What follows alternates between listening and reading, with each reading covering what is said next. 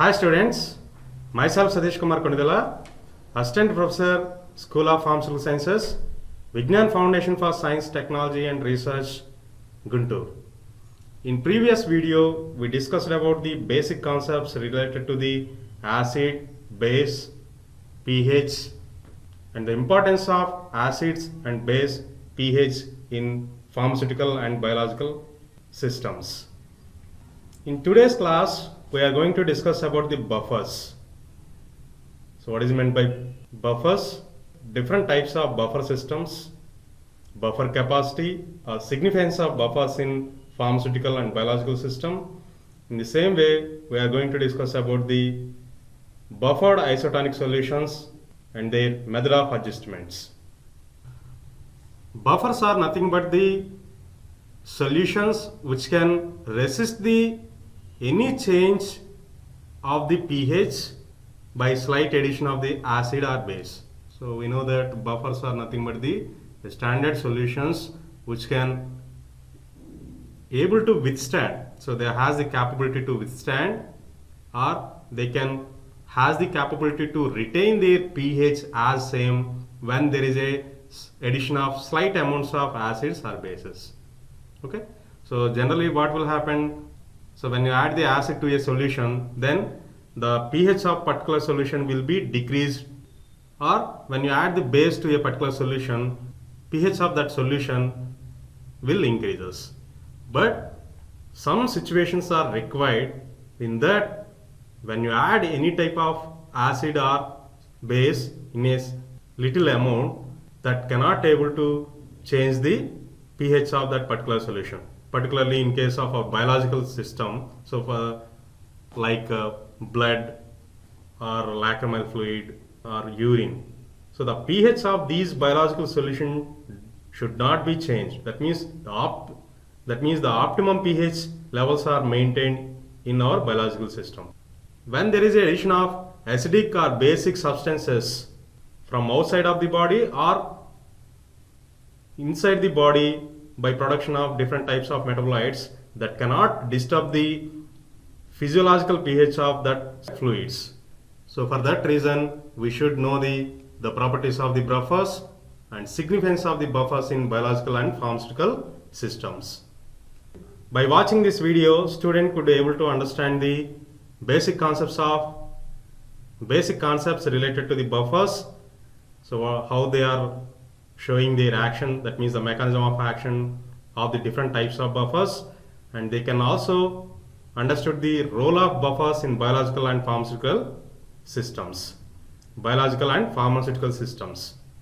The contents described in this video includes buffers, that we discussed about the buffer equation, buffer capacity, buffers in biological and pharmaceutical systems. Then after we are going to discuss about the buffered isotonic solutions, measurement of tonicity and methods for adjusting the tonicity. Let us see one by one. Buffers are nothing but the compounds or mixture of compounds. By the presence of these compounds, the solution can able to resist the change in pH. So it can able to resist the change in pH even after addition of small amount of acid or base to that solution. So for example, when you take a solution which is having the compounds or mixture of compounds, so the property of these compounds are very much important to prepare the buffer. Okay, so in this, so when you take this is considered as a buffer solution. So that means it is having different types of compounds to prepare the buffer, and this buffer having a pH, for example, it is about 4.6 pH. So consider, so let us assume I will take a buffer by combining different types of compounds, by mixing different types of compounds into the aqueous solution. So by that we prepare the buffer, and that buffer having the pH around 4.6. Okay, and this buffer has the capability to resist any change in this pH when there is a addition of acid or base. Generally what will happen, if you add any acid to the solution, then what will happen? So if you add the acid, then the pH will be decreased. So that means below 7. So it will be decreased to below 7. Or when you add the base to the solution, then the pH will be raised above 7. Generally that is a thing which is going to be happen. But so when it is a buffer, so when the solution is a buffer, in that case the slight addition of acid or base cannot change the pH of that particular buffer solution. Okay, so that type of solutions are called as buffers. Okay, and coming to the types of buffers, generally two types of buffers are present. Generally the buffers are of two types: acidic buffers and basic buffers. Acidic buffers are nothing but a combination of weak acid, and its salt with a strong acid. So the salt which is present in the acidic buffer is produced by the strong base. So that is a combination of acidic buffers. So the acidic buffer is nothing but the weak acid and its salt. So this salt is made up of the strong base. Okay. Examples are a combination of acetic acid and sodium acetate. So when you combine these two substances, then we can produce the acidic buffer. And in the same way, carbonic acid and sodium bicarbonate. Examples are acetic acid and sodium acetate.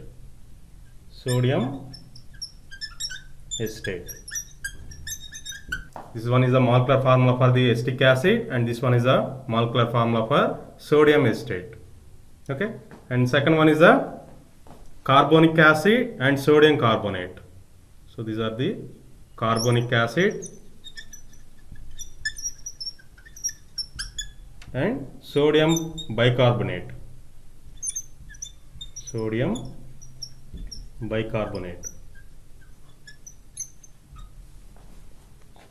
And third one is a phosphoric acid and sodium dihydrogen phosphate. So these are some examples of acidic buffers. The basic buffers are nothing but the combination of weak base and its salt, which is prepared by the strong acid. So vice versa. In case of acidic buffers, that is a combination of the weak acid and salt, which is made up of the strong base. But here the basic buffer is the combination of weak base with its salt, which is prepared by the strong acid. Okay, and here the strong acid, and in case of acidic buffer, and here the strong acid is considered as the conjugated acid. In case of acidic buffers, strong base is considered as the conjugated base. Okay, example for basic buffers are ammonium hydroxide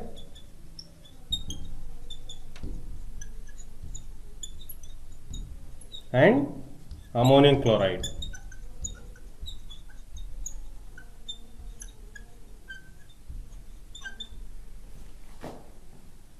And second one is a ammonia and ammonium chloride.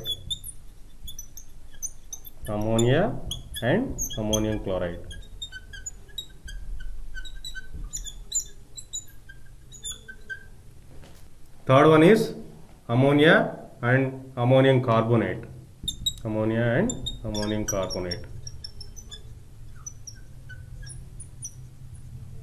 So these are some examples of basic buffers. And the third type of buffer. So generally the buffers are of two types, and there is a third type of buffers exist. So they are called as phosphate buffers, or they are also called as double salt buffers. The phosphate buffers are also called as double salt buffers. This type of buffers is generally composed of the two salts. So that means in case of acidic buffer, it is a combination of weak acid and salt. In case of basic buffers, it is the combination of weak base and salt. In case of basic buffers, it is a combination of weak base and salt. But in case of phosphate buffers, they are the combination of two salts. Instead of acid or base, they are containing the two salt compounds. Examples are monobasic potassium phosphate and dibasic potassium phosphate. And other types of contents which are present in the buffers are nothing but amphoteric electrolytes. Amphoteric electrolytes. So they can having the both positive and negative charge, thereby they can act as the buffer systems. So amphoteric, so like water. So amphoteric compounds or electrolytes. So these amphoteric substances having both positive charge and negative charge, thereby they can neutralize the slight amount of adding the positive or negative charge. So thereby these substances can also act as the buffers. And strong acid or strong base, these two are also will act as the buffers. So either strong acid or strong base can act as buffers. So as we know that strong acid or strong base are subjected to complete ionization. So when you say that the strong acid or the strong base, they have the property that is nothing but they are subjected to complete ionization. For example, when I take the strong acid, it can produce large amounts of H plus ions, or in case of base, it can produce large amounts of OH minus ions. That means when you take the strong acid or strong base, they are able to produce large amounts of H plus ions and large amounts of OH minus ions due to their complete ionization. So for that reason, if you add any slight amount of acid into this solution, then it can neutralize with the large amount of hydroxyl ions, or when you add the slight amount of base to this solution, then it can neutralize with the large amounts of H plus ions. So in this way, the combination of strong acid and strong base will act as the buffer solution. And we can prepare the different buffer systems having the different pH by using the different quantities of strong acid and its conjugated base, or strong base and its conjugated acid. Okay, so for example, if I want to prepare buffers with different pH, so for example buffer pH, so it is about 4, 7, 9 or 8 or 9. So for that we require a particular quantity of strong acid or strong base and a particular quantity of conjugated base or acid. So here we require the different quantities. So that quantities can be estimated by the buffer equation. So we'll discuss the buffer equation. Based on that buffer equation, we can calculate the how much amount of strong acid or strong base is required. In the same way, how much amount of conjugated base or conjugated acid is required to prepare the buffers which are having different types of pH. Okay. Here we can see the different types of buffer systems with their pH ranges. The sodium borate or boric acid buffer. The sodium borate, so this is the salt. Sodium borate is the salt and boric acid. Sodium borate and boric acid buffer having the pH 8.1 to 10.1. Sodium acetate and acetic acid buffer, which is having the pH 3.8 to 5.8. Likewise, sodium hydrogen phosphate and potassium dihydrogen phosphate buffer having the pH 6.2 to 8.2. So likewise, we will see the different types of buffer systems along with their pH ranges. For preparation of these buffers, so that means for example when I take the sodium borate and boric acid buffer, we will require a particular quantity of boric acid and sodium borate. Okay, and coming to the mechanism of action of the buffers, actually what is the action of the buffers? The buffers will resist the change in pH when there is a slight addition of acid or base.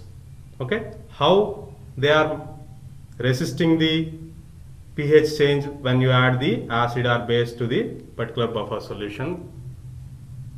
And here we can see the mechanism of action, how they can resist the change in pH when you add the slight amount of acid or base. First we will see about the acidic buffers. Here the example for acidic buffer is acetic acid and its conjugated base, that is a sodium acetate. Acetic acid and sodium acetate. So consider this one as the buffer solution. And when seen the ionization of these components which are present in the buffer system, so acetic acid is a weak acid generally.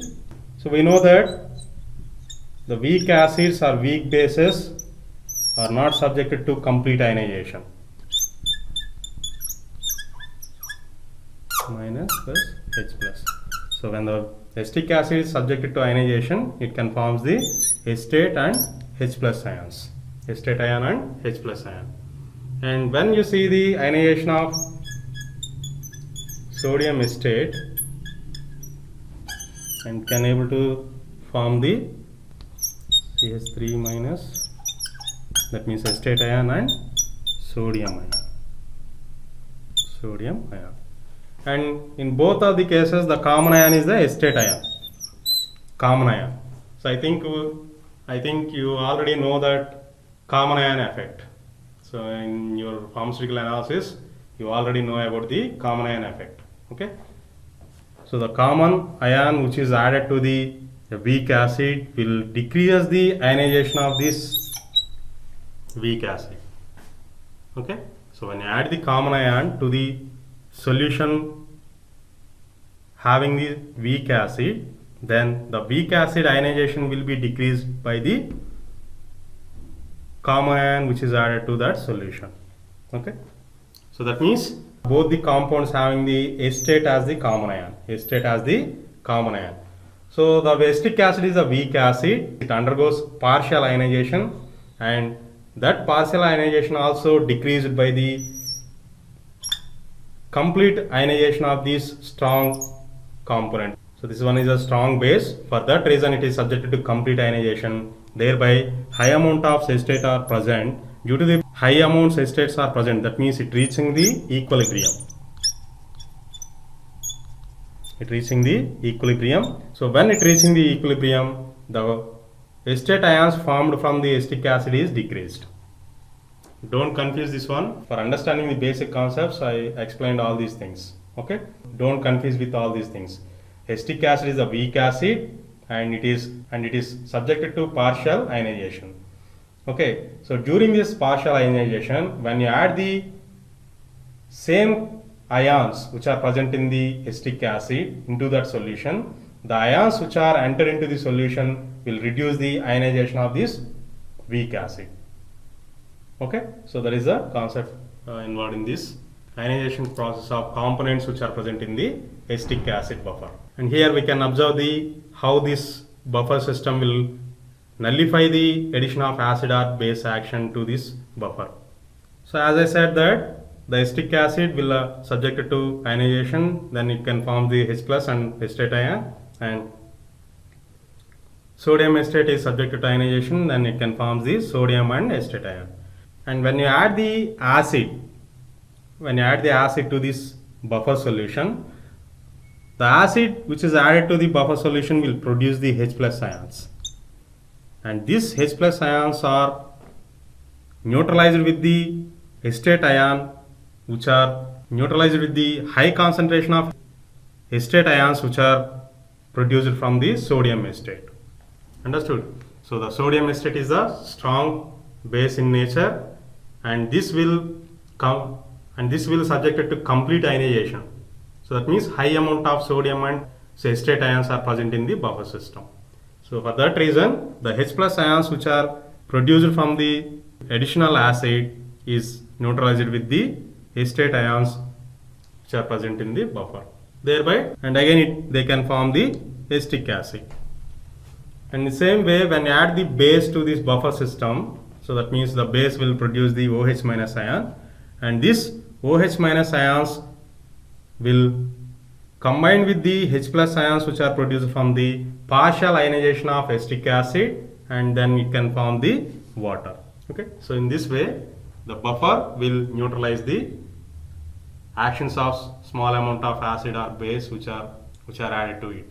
And when seeing the mechanism of action in case of basic buffers, we'll take the example for the basic buffer is combination of ammonium hydroxide and ammonium chloride.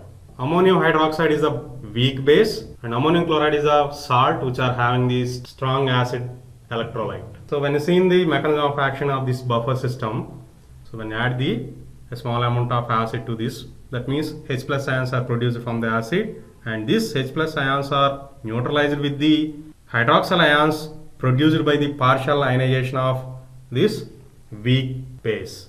So the weak base is subjected to partial ionization, then it can produce a low amount of hydroxyl ions and ammonium ion, and the salt is subjected to complete ionization, then it can produce the high concentrations of chloride and ammonium ions. Okay, so for that reason, when you add this slight amount of H plus ions to the buffer system, it can be reduced by the hydroxyl ions which are produced from the ammonium hydroxide. In the same way, when you add the base to this buffer system, and the hydroxyl ions which are produced from the base will be neutralized with the high concentration of ammonium ion present in the buffer by producing the ammonium hydroxide. So in this way, the buffers will show their action to resist the change in pH. And when seeing the mechanism of action in case of phosphate buffer, so it generally consisting of potassium dihydrogen phosphate and potassium hydrogen phosphate compounds. So in this, dihydrogen phosphate will serve as the weak acid and hydrogen phosphate will act as the conjugate base. Dihydrogen phosphate will act as the weak acid and hydrogen phosphate will act as the conjugate base. And when you add the acid, that means H plus ions to this buffer system, then the H plus ions will combine with the hydrogen phosphate, thereby it forms the dihydrogen phosphate. In the same way, when you add the base, that is the hydroxyl ions to this buffer system, that hydroxyl ions will combine with the dihydrogen phosphate, it can able to produce the water and dihydrogen phosphate. So that means hydrogen phosphate will neutralize the H plus ions produced by the acid, and dihydrogen phosphate will neutralize the OH minus hydroxyl ions produced from the base.